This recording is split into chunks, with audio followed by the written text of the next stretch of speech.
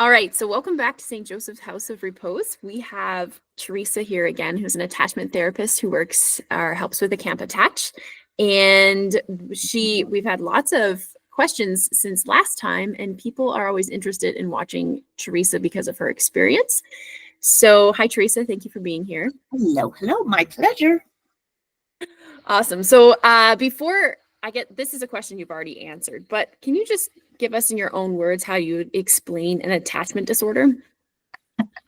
My definition of attachment disorder is a bit different than the official definition, because I look at attachment disorder simply as a belief system issue. A normal, healthy child that comes into the world and gets all their needs met as they're supposed to, develops a belief system that says, I trust my mom because she solves my problems for me. The world is safe and I am special because mom comes. All I have to do is make noise and there she is. She appears at my crib in the middle of the night. All I have to do is make a noise. So therefore, this reality of I trust this woman because she's good to me. She takes care of me. I'm the center of her world. I'm safe because I'm so taken care of, and I must be really special, at least to this one person, as evidenced by how she takes care of me. Well, when you have a child that experiences trauma in that first, all the way back to conception, any prenatal trauma and then trauma up until about the age of 3 or 4 can cause or is a risk factor for the development of an attachment disorder. An attachment disorder, instead of having that healthy belief, their experience causes them to develop a belief system that says, I trust only myself because I cannot rely on the people around me to take care of me. I am the one that solves my problems. 2, the world is dangerous because I am a helpless baby and I have to depend on people to bring me things that I can't get for myself. And 3, there must be something inherently wrong with me that nobody loves and is caring for me. So that belief system causes a child, as they grow and try to figure out how to survive in the world, that belief system causes their decision-making process to become, I have to do what I need to do to be in control of everyone and everything in the environment in order for me to feel safe. And so therefore we have children that don't trust, that believe that they have to be in control in order to survive. And so they make all of their decisions based on that belief system. That's attachment disorder. Okay. Yes, that makes sense. We've seen a couple different manifestations of, it's the same, but it's different. So how would you explain when you have a child who seems to be, I don't know what the proper terminology would be, but you have a child with an attachment disorder that seems to be more passive and shut down versus a child who seems to be more aggressive and violent? Well, and my belief is that comes from the temperament of the child, because that's the stuff that they take with them, that they come into this world with. And what, given the raw materials that they have, how do they decide to deal with that set of circumstances of not having anyone to take care of them? And some will withdraw and others will try to force things. And it's just, I think it's more a temperament thing. I don't think it's a predictable thing. And I don't know that there's a causal factor to it. Okay, that makes sense. Does it ever seem like either of those temperaments is harder to reach? I know that it's not that black and white, but do you have any thoughts? Okay, so I've worked with a lot of kids on the spectrum. I mean, from the mild to the very severe. I prefer to have a child that will tell me they want to kill me than the one that keeps it all bottled up inside. Because the one that tells me they want to kill me, I have a lot better chance of being prepared for whatever they're going to come at me with. So that if they're bottled up, is it just you have less to work with, or is it? It's that you don't really know what's going on inside. And my whole strategy in working with these kids is just to ask them questions in order to find out what's going on inside. And those that won't talk, you don't know. And if it's not coming out in their actions, then you really don't know. And we had a case, this was many years ago. This was probably 10, 12 years ago. And it was this single mom that had adopted a girl from Cambodia that had been in the sex trade prior to her adopting her. And they had challenges. And this child, and this happened after camp, mom became much more aware. And at camp, you know how we do restitutions of, back rubs and stuff like that. And this child had literally hidden a knife on the bed where her mom would lay down to get her back massages. And the mom, and the girl was behind her, and she just, it was, the little hairs in the back of your neck. And the mom sat up real quick, and the girl had the knife in her hand. And the mom went screaming outside. And the authorities were called. But that is that shut down, quiet, all inside. You don't know what you're dealing with. Yes. Where a more loud child would have said those things like, I want to kill you, or more threats, or just screams it and yells it. And they would have grabbed a knife at an earlier point and would not be nearly as devious about hiding and plotting. Yes. So those passive ones are more concerning to me than the active ones. Yes, that makes sense. Would you be able to talk about, because you even mentioned it now, that even in conception, so there's because I've heard some people, like I had a child tell me that he was adopted at birth, so he doesn't have any attachment issues. Why is that possibly? I'll tell you, one of the most severe kids I ever worked with was adopted at birth. Mom had done the artificial breastfeeding and the whole 9 yards. Then they had a birth child, excellent parents. But this boy was, when he was 13 years old, dad was up on the roof of their house doing some repair work. The boy knocked the ladder down and went after mom and brother with a shovel.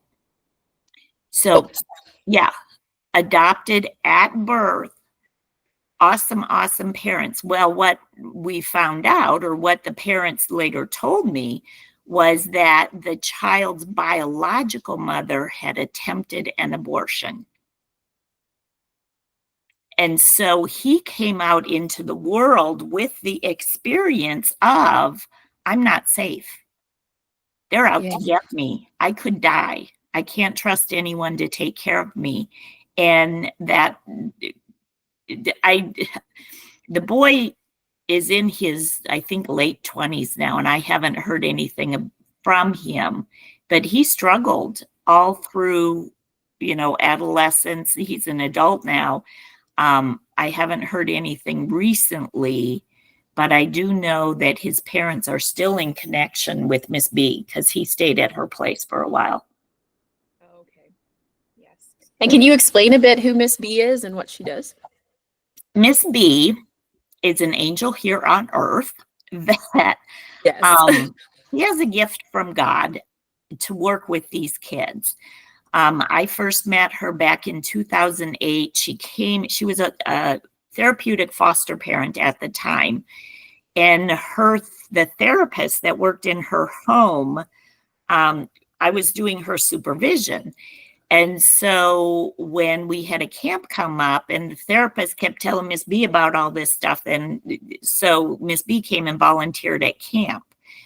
And I do believe that she ended up taking one of the children from camp home with her because the child was not safe to go home with their family. And we've been working together ever since. That's So awesome. she currently back, oh gosh, I think it'll be 3 years ago in August, she bought a facility that was formerly a Teen Challenge property. And so it's a wonderful place. I mean, it was so perfect for the work she does because you've got the boys' corridor and the girls' corridor and the dining room in the middle and 3 acres of property and everything. And she just has a gift for working with this population. That's amazing. Is there, what do you think would be, I'm trying to think, what's the best, because just stating that pregnancy while the child is in the womb is important as part of their development. What is the best thing that we can do to, support pregnant women and, Well, but also, yeah, like what's the, well, this is part of, I suppose, why I got so interested in this, because my second daughter had attachment issues. I wouldn't call her all the way to rad, but because when I was pregnant with her, I was in a bad marriage. And so the last 4 months of the pregnancy were just turmoil. And Sid was basically built in a cortisol bath because my cortisol levels were so high because of the stress of the relationship. And it affected her. And I didn't know it at the time, but she would not rest her head on my shoulder as a newborn. Wow. And I thought it was weird, but she preferred to be facing outward whenever I held her. She struggled sleeping through the night. She had chronic ear infections, but she also had a very high tolerance for pain, to the point where I had taken her into the pediatrician one time because she was pulling on her ear. And the pediatrician said to me, "Teresa, why'd you wait so long?" I'm like, "What are you talking about?" She says, "Both her ears are so inflamed. She has to be in very much pain." So the cortisol bath, the ear infections, the chaos of the relationship all had an impact on her. And we go back to the cycle of needs, which is where that belief system comes from. When a child is in pain and we cannot stop the pain, even though we try everything under the sun, the child's experience is still, "You have not resolved my hurt. And so I have to do it myself." And that is the start of that lack of trust. And the world is not safe because I cannot get rid of my discomfort, whatever the cause of that discomfort is. Also, like a traumatic birth. If a baby is loss of oxygen because the cord's wrapped around its neck, or, just a difficult birth or separation where the baby has to go to the NICU, or something happens with the mom and there's a separation. All of those things are risk factors for an attachment disorder. And there's nothing that you can say, if a child goes through this, they will definitely have an attachment disorder. There's no cause. There's just an accumulation of risk factors. The more risk factors a child has, the more likely that they will develop an attachment disorder. So what can we do to support them? Like traumatic births, there's not a lot we can do to prevent that except for the medical care and all that stuff. But there was a study done down in the University of Miami, and I can't remember the woman's name, but what they discovered was that if you have an infant that had prenatal trauma, if you do infant massage every day for about the first year of life, that has been found to minimize the impact of the trauma. Wow, that's pretty cool. Yeah, yeah. So that's with my older daughter is a midwife. And it's just, I tried to get them to put a video on loop in their office that infant massage, if trauma, infant massage. I could never get them to do it, but it would have been awesome. Yes, because then people go, oh, hey, that's a good idea. Yeah, because now you're catching the moms. They're a captive audience while they're sitting at the OBGYN's office, and just get it in their head that if there's a difficulty, this is the best solution for it. Because the sooner you address an attachment issue, the better your likelihood of success and the more positive outcome. Because what happens is the longer the child lives with that belief system that says, I trust no one, the world is dangerous, and there's something wrong with me, the longer they live with that being their belief system, the more ingrained it becomes.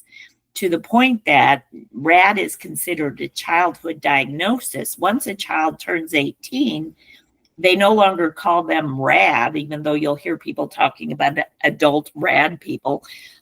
They actually diagnose it as a personality disorder at that time, because that belief system is now who that person is.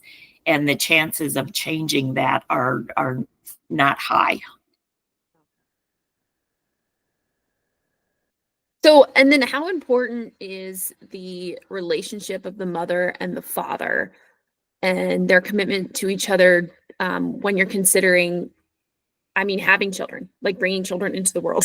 Well, so the worst thing in the world that can happen for a RAD child is that the RAD child, okay, so this is a marriage, you're a couple, your life is intertwined. When you have a RAD child, what they do is they triangulate. And what they're doing is they're trying to drive a wedge between the two. And they're very good at it. And all children do this. Just a RAD child is much more destructive when they do that. And the worst thing that can happen to a RAD child is that they are able to cause a divorce. Because how powerful does that make them? I have worked with so many kids. I remember when I first started out, it was a boy, and he had been adopted, and he wanted the mom all to himself. And he was, just masterful in driving a wedge between them. I had another one where it was a little girl. Well, it was a sibling group of 4. And the youngest little girl was 3 years old when I got to know the family.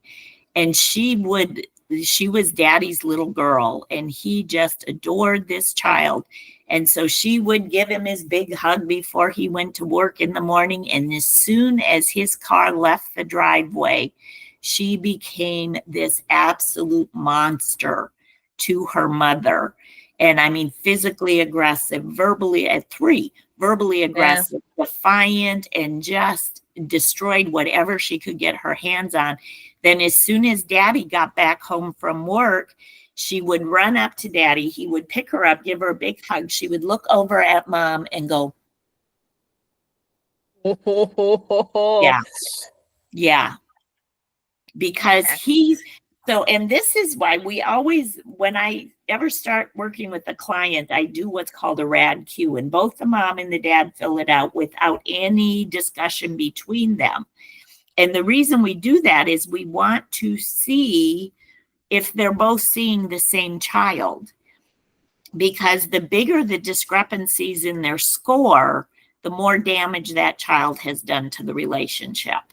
Because one parent is seeing a completely different child than the other parent, and the child is doing that very intentionally. Yes. Oof. I had one mom talk to me. She's adopted all of her kids, and she is just she's quite well educated, knows a lot about reactive attachment disorder and attachment disorders and FASD and all this stuff. But all of a sudden her kids hit puberty and she's like, why does the rad behaviors all of a sudden show up? And they didn't seem like they were there before. What would you say about that? Well, so one of my pastors from long time ago broke it down so beautifully. And he says, you can try just about any parenting strategy you want, and it will work for about the first 12 years. At year 12 to 13, when puberty hits, you will know if you picked a good one or not. Because so the child, that puberty thing, adolescence, about 13, 14, 15, was a horrible time for me and my daughter. And what you can look at is those terrible twos that you go through. The terrible twos are all about the child realizing, discovering that they are a separate being from their mother. Up until that time, they see their mother as an extension of themselves. That's why domestic violence between spouses is so traumatizing to young children, because when a child watches their mother get beaten, it's as if they're getting beaten at the same time, even though nothing is physically happening to them. In their mind, they are being physically assaulted as they watch their mother be physically assaulted. So at 2, when the child realizes, wait a minute, we're separate people, that's when you start getting all the no's. And I don't want to, and you can't make me, and all this stuff, because it's like, hey, wow, look, I'm me, and she's her, and we're 2 separate beings. That same process happens during adolescence. But this time, instead of separating from the mother, the child is separating from the family. The child is trying to figure out who they are out in society, separate from and independent of their family. So whatever that level of difficulty going through the terrible twos will usually match and be a little bit escalated going through this separation process in adolescence, because it's the same basic process with a different subject matter. Oh, okay. So what do you recommend? Like, what do you do for lots of prayer? What do you do for puberty? Lots of prayer. Okay. I'll tell you with Sid. Okay, so Sid, this is my daughter. Her terrible twos lasted from 18 months to 4 years old. Okay, it was intense. And then when we got up to that puberty stuff, the only thing that saved us was the fact that when she turned 16, her dad had told her he would buy her a car, and then he didn't do it. So she needed a vehicle, and I was her only source. So if she wanted to drive my car, she had to be respectful to me. Because if you can't be respectful to me, how do I know you're going to respect my car? And so that gave me the leverage I needed for her to contain her behaviors. And that was our saving grace. So you found something that was motivating for her. You gotta have leverage. Which this is something I'm learning the more kids I work with. And we had talked about the aggressive or the passive ones. I find with the aggressive ones, I can find motivation easier. It's really hard when they just don't care about anything. Well, and it was so funny. This was years ago too, in my very first office, second office. And this was a biological son that had been referred to me by the counselor at the church. And I'm talking to the mom. When back then, this is before I was doing neurofeedback, but I had him in a room doing a puzzle while I talked to mom, find out what all the problems are and all this stuff. And she's telling me there's just absolutely nothing that he's interested in. I mean, no sports, no video, nothing. He's not interested in anything. So I go in and I'm talking to the kid, and of course it's all on video camera. So mom's watching in the other room, which he is not aware of, even though the camera is not hidden. It's right there with the little red button on. So all he had to do was ask. And I say to him, I said, so what do you like to do? He says, I love football. He says, I'm on a team, and I would like to be a pro someday and all this, but I love football. I'm like, really? I said, because your mom told me she didn't think you were interested in anything. He's like, well, do you think I'm a fool? I can't tell her that because then she'll use that against me. Oh, he's smart. I mean, they He all are do. brilliant. He do. Yeah. And so it's, when you have those disconnects, it's not helpful for your child to look at you as the enemy. Yes. So, yeah. So, and that work is done before you get to adolescence. That same Oh, pastor, what he said was the first 6 years of a child's life, and this is not attachment related, this is just general parenting. The first 6 years of a child's life is your time to impress upon that child that you are all powerful, that you are their connection to survival. The second set is when you start teaching them all the rules and how to succeed in life and society, and how to, develop a work ethic, find the things of value for yourself, and you teach them that. The 6 to 12 is all about teaching. And then 12 to 18 is where they take the things you've taught them out into the community and try them. And if you've done a good job, well, whenever the child struggles with something in the community, they'll come back to you and ask for help or ask for advice. And that's how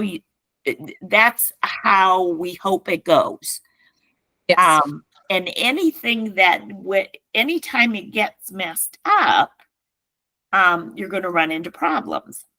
And I tell my clients, especially the kids at Miss B's house, because most of those kids are no longer, they don't have a family to go back to, just because they've burnt so many bridges, and just it's not healthy for them. It's not healthy for the parents. And a lot of times there's younger siblings that it's not healthy for. And so we talk about, you are 15 years old now. You've got 3 years to learn all of the rules. I mean, all the rules. We've now got you where you're successful at making your bed and cleaning up after yourself and doing the basic stuff that most kids know by 6. But here you are, 14. Yay, we got you here. But now you've got a crash course of 4 years to learn all the things that everyone else has 12 years to learn. So hop to it. But that's kind of where we're at with these children that have traumatic pasts. Yeah. So in adolescence, because I think some people, especially if they have an attachment disorder, people are like, well, they should have this and this and this and this. Why is a small world really? I mean, it's important for younger too, but well, our number one rule is don't set your kid up to fail. So knowing what they can handle is paramount. One of my favorite lines is, okay, so we don't do screens at all. No screens. Occasionally in a family setting, if the family wants to sit down and watch a movie of that the parents pick out, then it's a family activity. We don't put a kid in front of a TV and hand them a remote. You just don't. And tablets turn children into zombies, and internet on a cell phone is the downfall of society. Our children cannot handle screens. They're developed to be addictive, and our kids are already struggling with so much stuff. Do not set them up to fail. They cannot handle it. And yes, I know they feel ostracized because everyone and their brother at school has a phone and la-di-da-di-da-di-da. Yes, and it's still the downfall of society. So one of my favorite phrases to the child is, thanks for letting me know you can't handle this. This simple. Let's say we have a child sitting at the dinner table and they keep chipping their chair back. So rule number 1, when you're correcting a child, don't tell them what you don't want them to do. Always tell them what you do want them to do. put the legs of the chair on the floor. I want all 4 legs of the chair on the floor at all times. Now they know what to do. The next time they tip the chair back, I remove the chair. I don't remind them. I don't say it again. They heard me the first time. I simply remove the chair. And I tell them, thank you for letting me know you can't handle a chair right now. You can sit here to eat your dinner, or you can sit on the floor, or you can, go in your room. But thanks for letting me know you can't handle a chair. Then the next meal comes and I'll ask them, can you handle keeping the 4 legs of the chair on the floor tonight at this meal? And if they say, yes, I can, I say, awesome. Thanks for letting me know. Have a seat. Let's see how this goes. And give them another chance, because now they know you're not going to tolerate it. And it's in their best interest to do what they're supposed to do. And you don't have to get angry. You don't have to get frustrated. You act. And then you tell them, thanks for letting me know you can't handle this. I will take care of it for you until you're strong enough to handle it for yourself. Yes. I hear a lot of parents say, or just even whether, I'm in the grocery store or whatever, I'm very disappointed in you. Why is that not helpful? Well, particularly with the kids with attachment disorders, Well, they're already disappointed in themselves. And you say, I'm disappointed in you, they'll just say, see, I've been trying to tell you all along, because remember, they believe there's something wrong with them. And to them, that's like, thanks for validating. Now what are we going to do? It's completely non-productive. And judgment calls like that, the best thing you can do is praise a child, but your praise has to be very specific to performance. You can't say, oh, you're such an awesome kid, because in the child's mind, they're going to say, you're such a fool. Let me show you why that's not true. Don't do that to yourself. Don't do that to them. Instead, you can say something along the lines in the shopping cart. I want your hands on the shopping cart. And you can say, I like how you're keeping your hands on the shopping cart. And if they take their hands off the shopping cart and wander off, you just say, okay, thanks for letting me know you can't handle the grocery store. And you leave. Trust me, they've had to put away boxes of carts of groceries before. It's not their first time. It will be fine. And you took an opportunity to teach your child how you want it to go. And if it keeps happening, you cannot handle a grocery store. Now, next time you go to the grocery store, before you get out of the car, you say to the child, what is the rule in the grocery store? The rule is I keep my hand on the shopping cart. Right. Can you do that today? Are you strong enough to keep your hand on the shopping cart today? Yes, Mom, I'm strong enough. Awesome. Give me a high five. Let's go. If no, I can't do that. Okay, we won't go to the grocery store today. Yeah. Don't set your child up to fail. So this is one conversation I've had with a couple parents, and I'm not always, then I always turn to people like Karen or someone, because I need someone who has more experience to explain that obviously tasks are important. We want the dishes done. We want this to get done. We want the floor swept, and we want it done right away. And the goal is to help the child become fast and snappy. But when my task is to go to the grocery store and I'm having a child who struggles with that and it has this attachment disorder, as the caregiver, I need to have in mind that it's not about the task. It's about creating this opportunity for the child. So if that child can't handle it, I have to be flexible enough to know that I may have to leave and not get my shopping done at this time. Right. Your priority has to always be the well-being of the child. We talk about felt safety.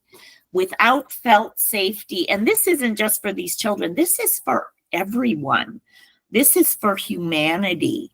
Felt safety is meeting those first 3 levels of needs, your physiological needs, that you've got food and shelter, your psychological needs, that you feel you have a sense that you are a positive individual, and then your emotional needs, that I can express how I feel without concerns of criticism or judgment.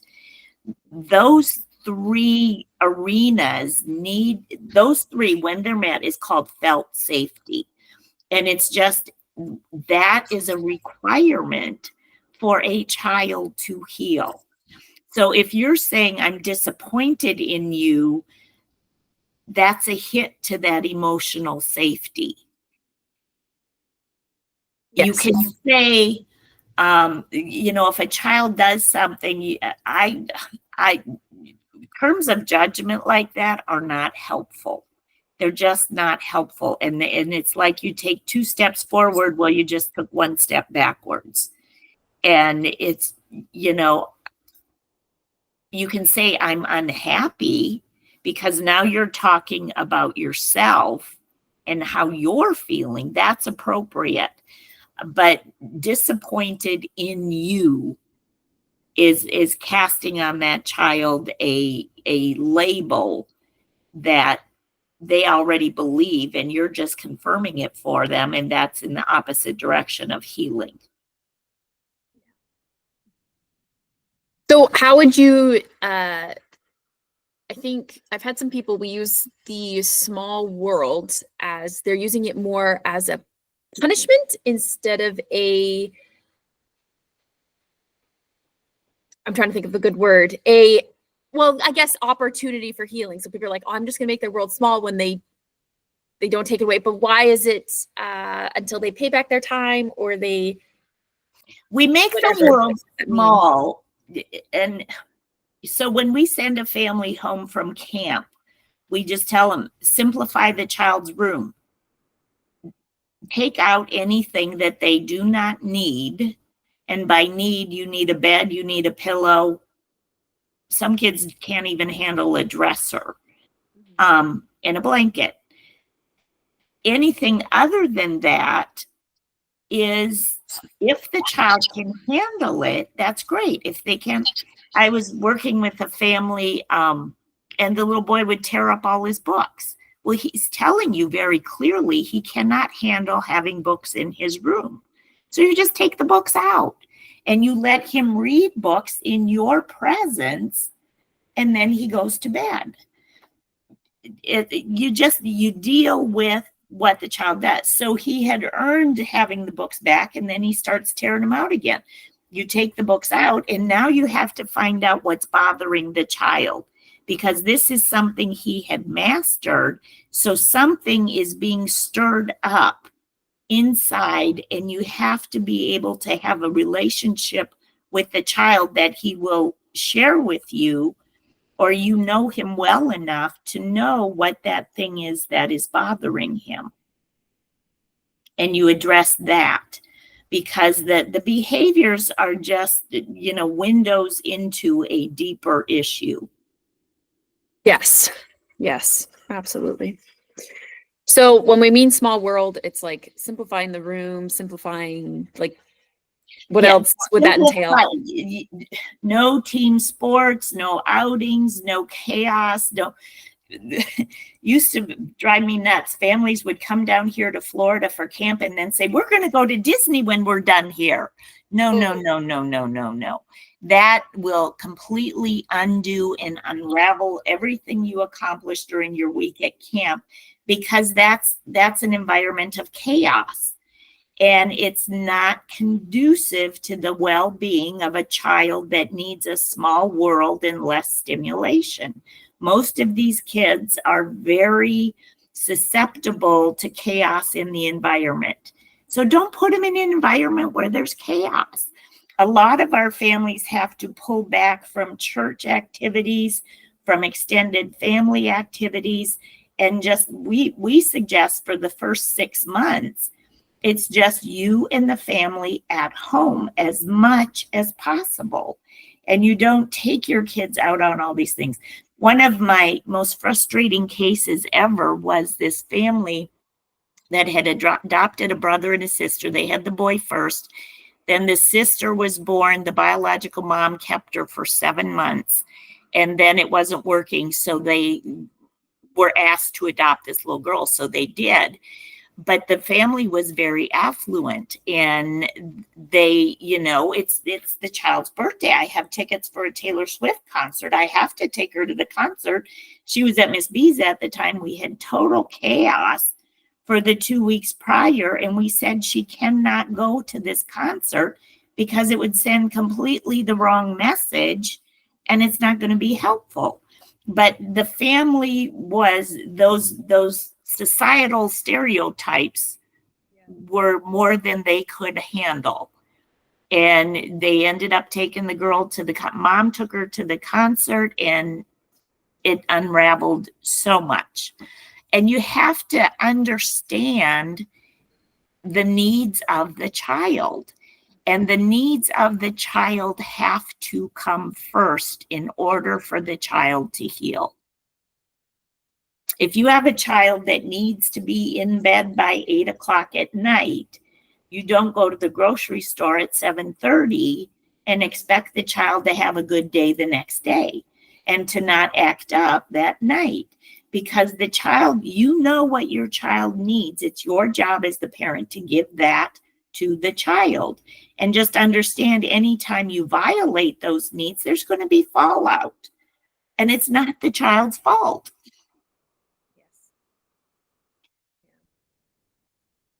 Yeah, and sometimes I think that's probably harder for the parents because we get stir crazy. Yeah. I'm not a parent, but yeah, no, you're exactly right, because it's very isolating. And a lot of these families get criticized from their extended communities because everybody thinks they know better, but so very few people are aware of what is actually going on with the child and what the child's real needs are. They think more of societal needs as opposed to mental health needs. Yes. So, and does that have a lot to do with, like, when we first come into existence, we're in our moms, we're part of our moms. We don't see anything. And that should be the safest place in the world. Sometimes it's not, unfortunately. But if your mom is calm, you should be mostly feeling calm. And if your mom is eating good food, you should have good nutrition. So, but if that goes not the way it was meant to go, and you're up with stress, are you trying to create a world like that? But even like toddlers and stuff, they don't enjoy Disneyland the way that I maybe would enjoy Disneyland, right? Yes. What often happens, we talk about when a sibling group gets adopted, and their early life experience was chaos and trauma. And so they come into this wonderful, stable home and create chaos and trauma because that is their comfort zone. So what usually happens is one of the children will be the identified crazy person, and the others fly under the radar. Well, if that identified child, like if they get removed from the home or if they somehow heal, another one will provide that level of chaos because it's a trauma bond that they developed a bond through trauma, and it's a very tight link, but it requires chaos in order for it to meet its needs. The relational bond requires chaos and turmoil. And so if one's not doing it, the next one will. Yes. Is it difficult? Can it be difficult working with sibling groups? Oh, yes. One child with attachment disorder is hard. And I mean, it is hard work to heal that child. If you have two siblings, it doesn't just get twice as hard, it gets exponentially more difficult because of the dynamics between the two, as well as the dynamics of each of the two with each of the parents. And then if you add a third one, heaven help you. And do those have, does it make a difference if they're biologically related or if they're just all in the home? As adopted siblings? Well, it can make a difference. One of my big frustrations and why I don't really work with the state anymore is because they believe that this blood tie is more important than anything else. And I disagree with that. I mean, the emotional connections are much more important than that biological connection when it comes to attachment and emotional health. That makes sense. Okay, these are just a couple things that I've heard. People usually tell parents of children with attachment disorders, and parents just feel very misunderstood and discouraged by it, and ostracized. So I wonder just how you would respond. So one of them is like, you just need to discipline them, but specifically like spank them. If spanking worked, we would tell you to do it. The reason it doesn't work is because the child, number one, doesn't trust you. Number two, has a history of trauma. If you raise a hand to that child, you have now aligned with their original abusers. You are now just like them. So how can I trust you? How can I believe that you love me? Because you are hurting me in a similar fashion to the people that originally hurt me. And the thing, I spanked my girls. It didn't work anymore. And the reason we use corporal punishment like that is because we want to impress upon the child that the consequence of this behavior, you won't like it. It doesn't feel good. So therefore you change the original behavior. Most of our children with attachment disorder do not have that cause and effect thinking. So when you think, okay, I want you to learn that if you do this, then this will happen, and you don't want this, therefore you don't do this. They cannot connect those dots. And so in their mind, you're just hitting me. You're just mean. It does not make sense to them that they're getting spanked because they did this back here. Doesn't register. So it's completely non-productive and in fact causes damage. So when kids don't have that cause and effect thinking, how do we help things? How do we create the environment so things can possibly register? Well, and that goes to brain development stuff. And now you're talking about how do we heal the brain? And that's where your diet and your nutrition, your sleep, your environment, all of that stuff has to be put in place to heal the brain, because that's all prefrontal cortex stuff.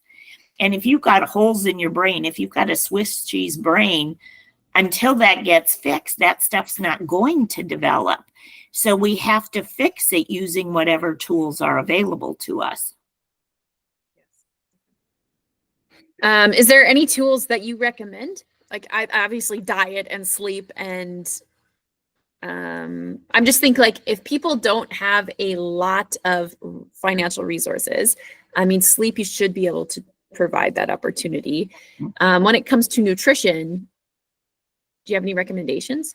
Whole foods, no dyes, no chemicals, as few chemicals as possible, as much whole food as possible. Stay away from your caffeine for the kids. Stay away from lots of exercise, lots of sunshine. Get a mini tramp or a trampoline in the backyard if you can.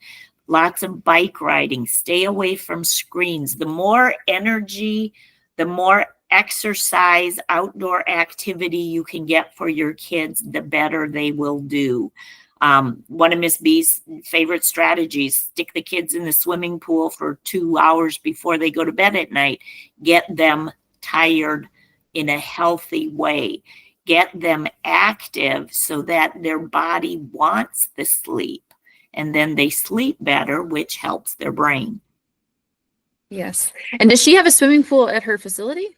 Yeah. Okay, excellent. Because I was like, that's not necessarily, you don't want to go take your child to the public swimming pool, do you? No, not if it's chaos. Yeah. Down here in Florida, most of us have swimming pools. Okay. It's just a given with Florida. Yeah. Right. And if you don't have a swimming pool, just go to the park and run around. I mean, Okay. just anything outside of bike riding. If there's a trail, go on a bike ride. Just kicking a ball around the backyard. Just, this is where trampoline comes in. 10 minutes on a trampoline is a workout. Yes.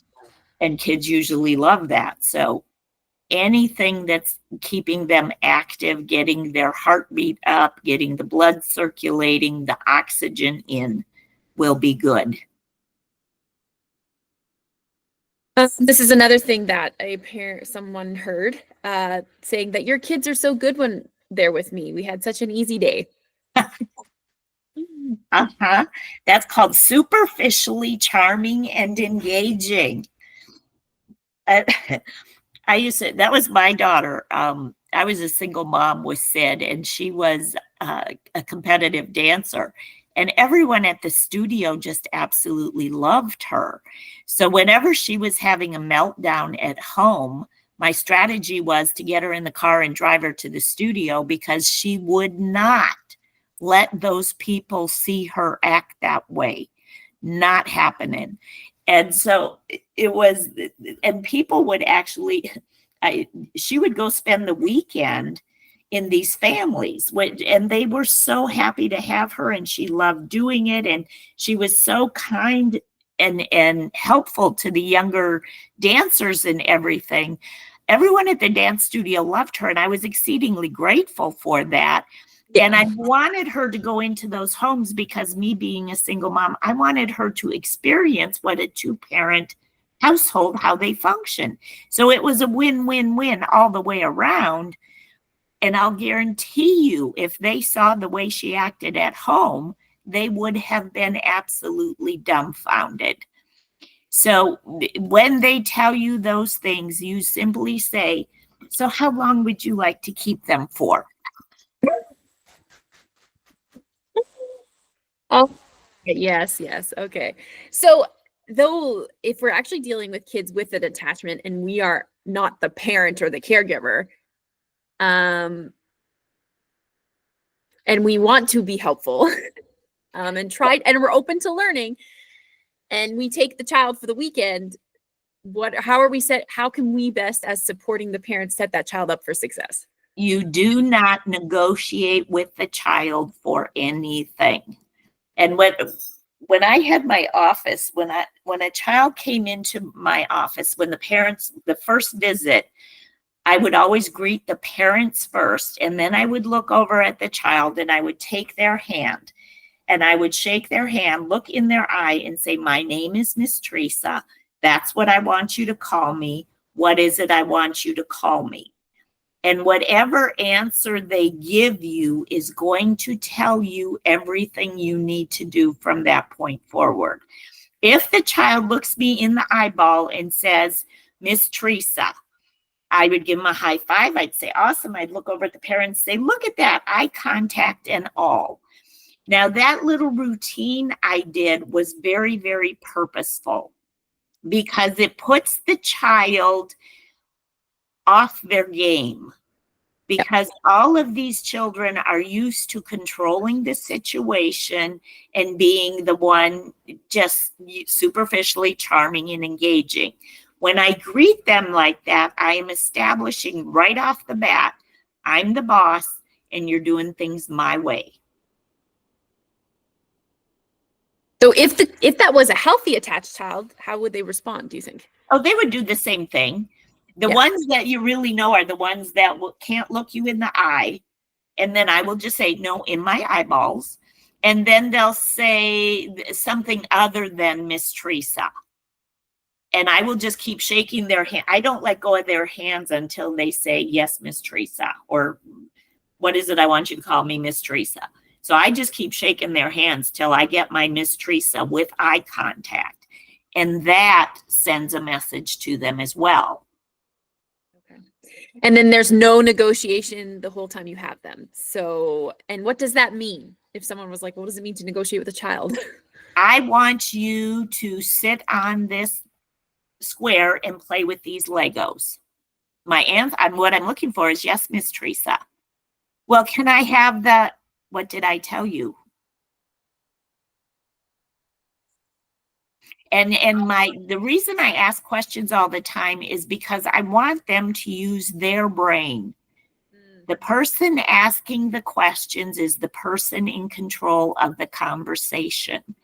So when a child comes to you and starts asking questions, they're trying to establish control. So when they ask you a question, you respond with a question. Now, these children will have tests. And one of their tests is, can I lie to you? Will you believe my lies?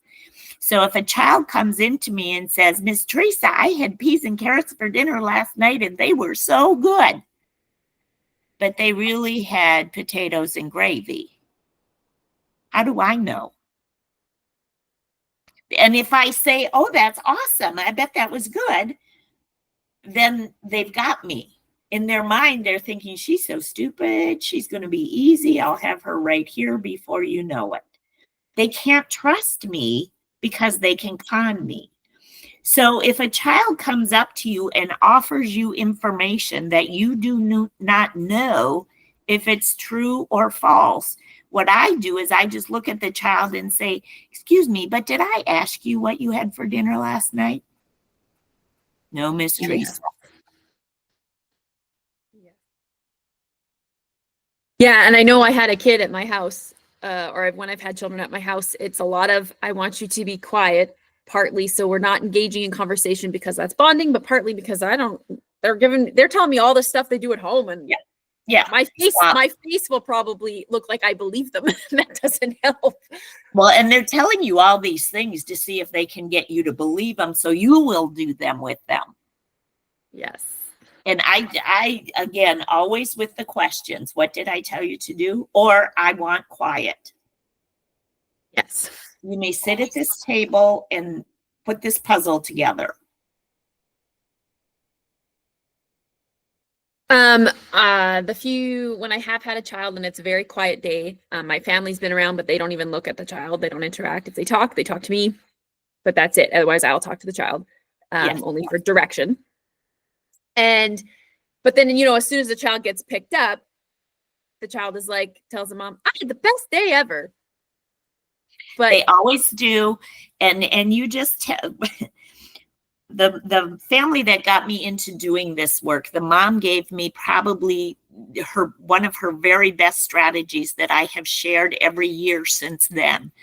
And what her strategy was, on the first day of school, she takes her kids into school and she meets with the parent. And she tells the parent, or the teacher, I'll make a deal with you.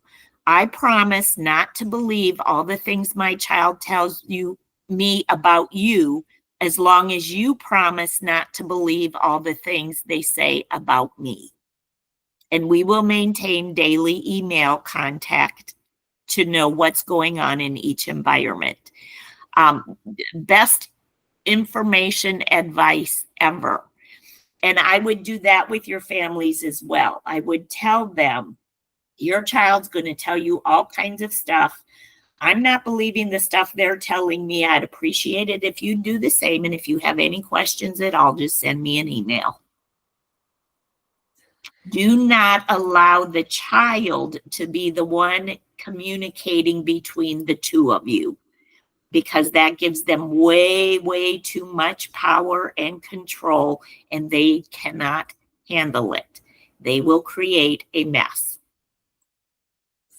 That makes sense. Well, and then it's hard because some of these people it's hard for them to grasp. And that, because I have kind of presented of like, okay, I'm going to help you with your kid.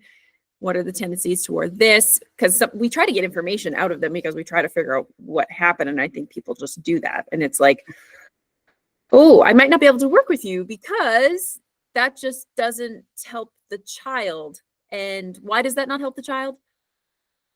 Why does what not help the child? Why does that not help the child when we're giving the child opportunities to potentially give us false information? Yeah, you're setting them up to fail. Yeah. And what I do with children and all of my clients over at Miss B's, that's where most of my clients are these days. once they have lied to me, and it usually doesn't take long, usually first or second session, there's a lie. And I will tell them, bummer, you just lied to me, and that doesn't really work for me. So the way this is going to happen going forward is I will be the one that decides if I believe you or not. And what it's going to take for me to believe you is that someone I trust tells me the same thing you're trying to get me to believe. Because I can't believe you, and I'm sorry, but you just lied to me, and that tells me I can't believe you. Yes, we have a bit of a texting conversation between me and my parents of truth check. And then we ask the question. Yes. Yes. Because the child will ask me something. I'm like, well, mom said this. And I'm like, I will check with mom. Yes. Or if it's not important, I just. And if they know that you will, when you say, I'll just check with mom, watch their face. And you will know right then and there. Oh, yes. If it was a non-truth. Yes. Okay, this is another thing that a mom heard from someone, is someone, and I think it's out of people's attempt to try to make people feel better, but they're not, like, people aren't trying to be malicious, but it's not helpful. So the person said, you had infertility struggles, so you adopt it. You did it the easy way. I would look at the person and say, can you explain that to me? Because I don't get that. What was the easy way? Yeah. Some people just don't know what they're talking about. Yeah. And I don't know if it's like an if the focus is because they don't like the idea of being pregnant and giving birth. I wouldn't even think that far into it. Yeah. I just think you're clueless. Thank you for letting me know you don't get it. Yeah. And another thing we hear a lot is all kids do that. They'll grow out of it. I wish it were that easy. Yes. And if all kids grow out of it, why are our prisons so full? Yes. Yeah, absolutely. Okay, another question that I get is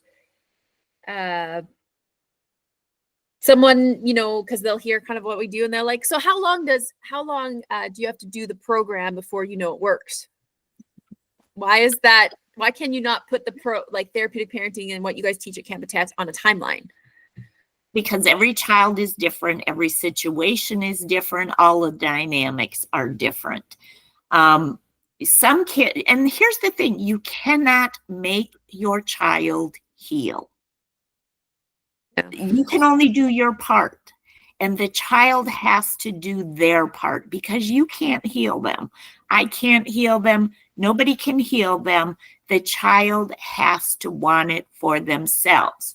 So you have to be sure that you are not working harder on your child's life than your child is, because they're not going to change if you're doing all the work. Yeah. Why would they? Yes.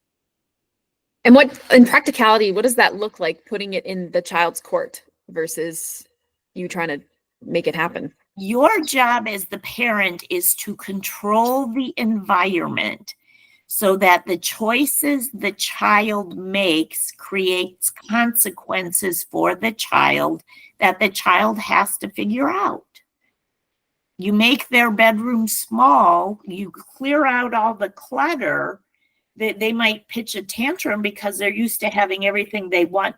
Children believe that what they want is what should control life, as opposed to what they need. As parents, it's our job to provide what our children need, not what they want. The worst thing you can do is to let your child's wants have any bearing on how you parent them, because that means you're parenting to be their friend, which means they don't really have a parent, and that's catastrophic. And then what are some of the nurturing aspects that are really important that we give our kids especially as the parent? Because some people see me and I'm not the attachment figure to the kids I'm working with. So there's certain things I don't do with them. Hugs are number one. We as human beings need 12 hugs a day for healing. I think 6 is maintenance. I don't remember what the others are. But a child that has attachment needs that physical touch. Now, when they get to be teenagers, it gets more difficult because remember, their developmental task is to separate. So pulling them in goes against that developmental projection. So for teenagers, we do more side hugs and just, touching the shoulders and stuff. Get the physical touch in without the actual hug. When you hug a child, parents' arms are always over the top. The child's arms are underneath, and they're hugging mom, not hugging themselves, not squeezing, not digging their chin into the chest, all that stuff. But hugs are real, real big. When I started working with Miss B, I've been going into her home for many years. And like I said before, it's difficult when you have 2 rad children in a home, 3, and she's got, 8, 10, 12 kids in her home, and they all are from homes that they couldn't make it in. So how is it that when you walk in her home, this was back before she had the facility she's at now, you would walk into her home and you could hear a pin drop. And I'm like, you've got 15 kids in here. How do you do that? And what I realized over the years, there's 3 things that make Miss B successful. The first one is every child that arrives at her door, she accepts the child, complete and full acceptance as they are. That's the child, not the behaviors, but she accepts that child unconditionally. Number 2, she will always, within the first couple weeks, find something that child is good at and praise the child. And that becomes the centerpiece for changing that I'm a bad person thing. You're good at this. And you praise very specific to actions, not that global stuff like we were talking about before. So you accept the child unconditionally. You find something they are good at so you can start to build their self-worth.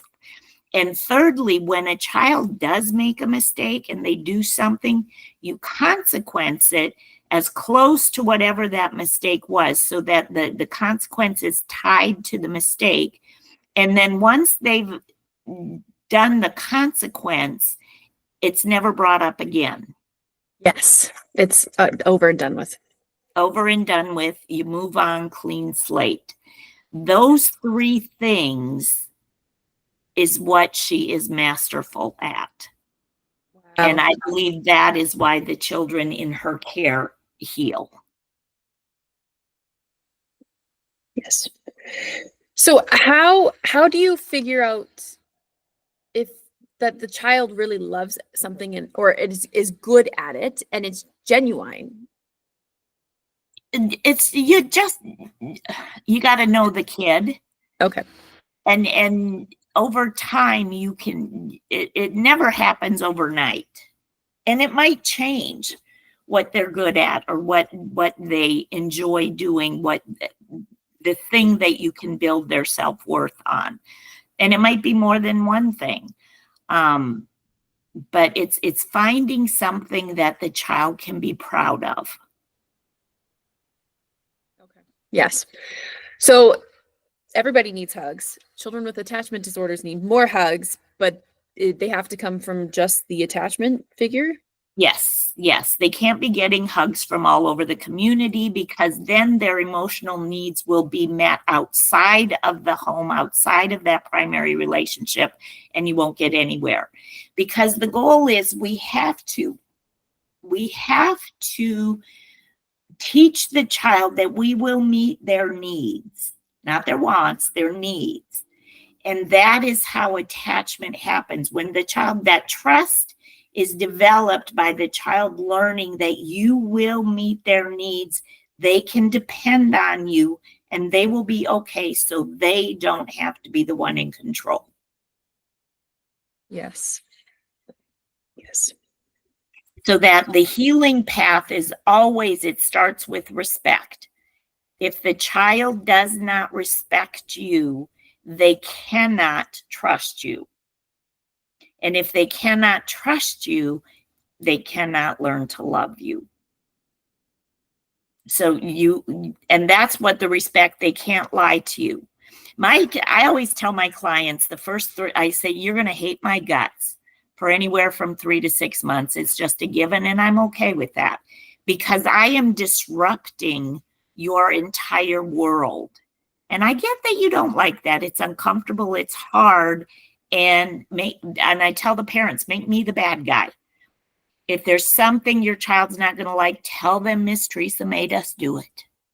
Mm-hmm. And that's okay, because I don't care. I already know they're going to hate my guts. I'm okay with that. Then what happens is, as the child starts to heal and as they start feeling better, then they don't hate me so much, because they do start to realize that this is helping and I'm getting better. And I always tell people, I say, I'm the Nanny McPhee of therapy. Yes. When you need me, you don't want me. And when you want me, you don't need me. Yes. Yes.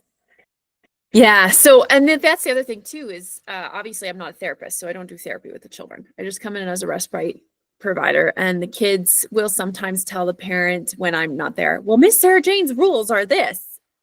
And how does a parent respond to that when, I mean, the parent is ultimately the boss? Right. Well,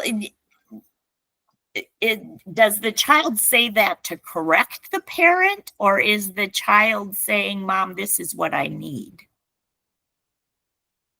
In this case, it was the child demanding that they did the strong sit for like their 30 seconds or whatever. Right. And the parents, what was the parent doing? I mean, the parent was there, but then, another child comes who's behaving, comes in, excuse me, Mom, very politely. So she goes to that child. Well, because she's not consuming the child that needs a moment to do its strong sit, even though maybe the child did do an A+ strong sit while she was talking to the other kid. So how do you, what's the word? You make it around that we're not on the child's time. We're on it's okay for the child to wait for Mom. I mean, we should answer our children when we can, obviously. Right. Well, and we teach our children, they learn this the first hour there at camp. When you need something, your job is to say, excuse me, Mom, or excuse me, Dad. And then you wait until Mom or Dad looks over at you and says, yes, dear sweet child, what is it? The child's job is to be patient. Yes. That's where we practice patience. It's not, excuse me, Mom, excuse me, Mom. It's excuse me, Mom, and then you wait quietly. Yes. Okay. So, yeah, that's great. Or a child, they did their strong sit, but they took 30 minutes to actually get to the A+ strong sit. So the parent was folding laundry or whatever, dealt with another child. And then the child is like, I did it. You didn't come and see me though.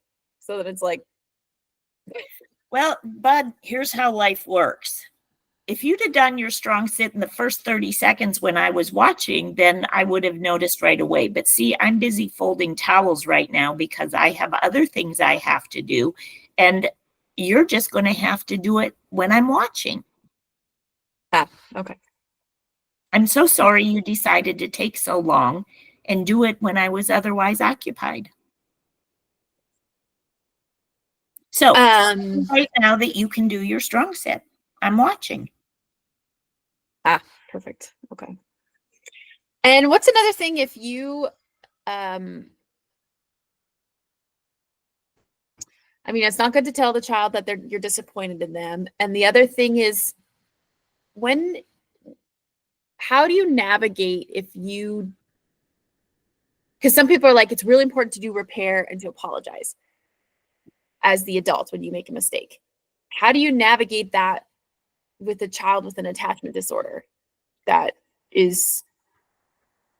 can they handle an apology from an adult, or does that put the adults? No, you need to be able to apologize when you mess up, because you have to be a role model for your child for how they do it.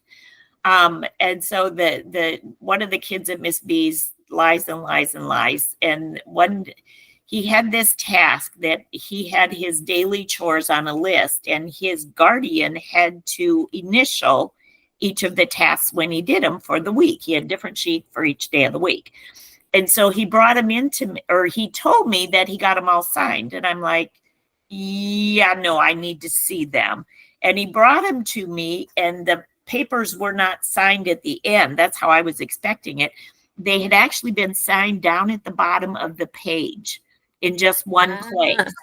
And I was like, Cole, you're lying to me again. He's like, no, I did. I really did.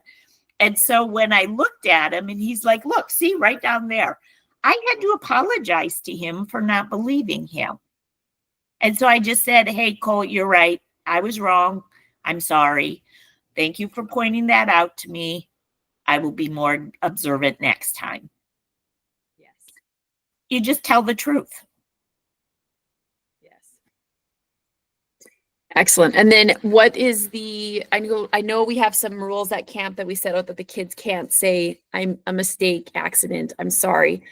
Why is it, what is explaining to the child that they are not ready to say sorry yet, but no, it's as the adult I can, like, what does that mean? Well, I'm sorry means I feel bad about what I did. I'm never going to do it again. That's the one that trips them up all the time. Yeah. Until they're ready to never do that thing again, they can't say, I'm sorry. Yes. And then 3, I'll make restitution for it. So if we make our children say, I'm sorry, we're just teaching them to lie. And that is very counter to what we're trying to accomplish. Yes. Okay. Well, I don't have any more questions. That was great. Okay, awesome. So glad I could help. Awesome. I'm just going to stop this, but thank you for being here today. It was good. Awesome. Very good.